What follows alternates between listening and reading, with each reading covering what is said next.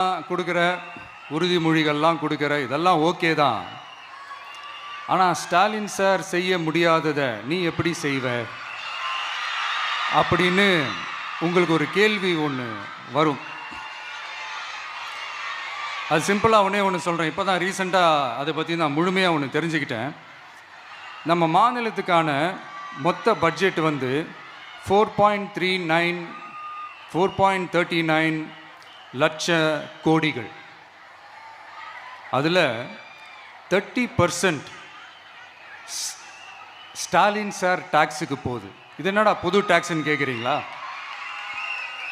ஆமாம், இந்த பட்ஜெட்லேருந்து ஒதுக்குற நிதியில் 20% ஸ்டாலின் சாருக்கு போகுது. அதில் 10% அவங்க மந்திரிங்களுக்கு போகுது. மொத்தமாக 30% ஆச்சா? கவர்மெண்ட்டுக்கு தான் வரி கொடுப்பாங்க. ஆனால் கவர்மெண்ட்டே ஒருத்தவங்களுக்கு வரி கொடுக்குதுன்னா அதுக்கு பேர் ஸ்டாலின் சார் டாக்ஸ் தானே. இதை விட நாகரிகமாக நீங்கள் அடிக்கிற கொள்ளையும் நீங்கள் அடிக்கிற ஊழலையும் சொல்ல முடியாது.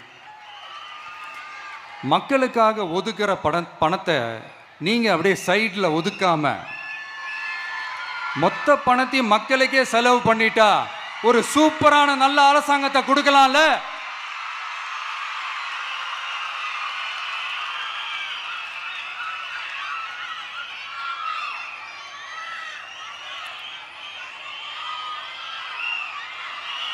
இப்படிலாம் சைடில் ஒதுக்காம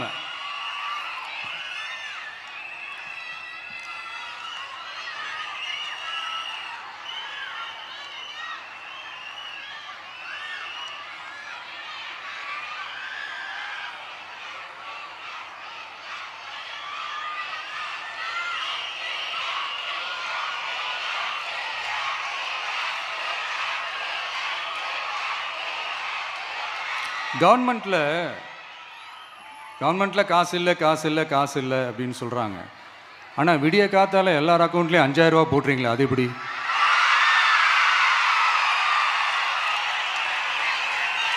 $2000 போடுறீங்க, 3000 போடுறீங்க, 4000 போடுறீங்க, இதெல்லாம் எப்படி?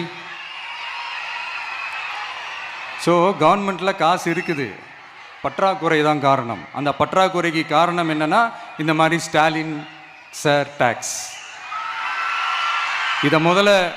இதெல்லாம் ஒழிச்சாலே போதும், எல்லாமே தன்னால் நல்லாவே நடக்கும்.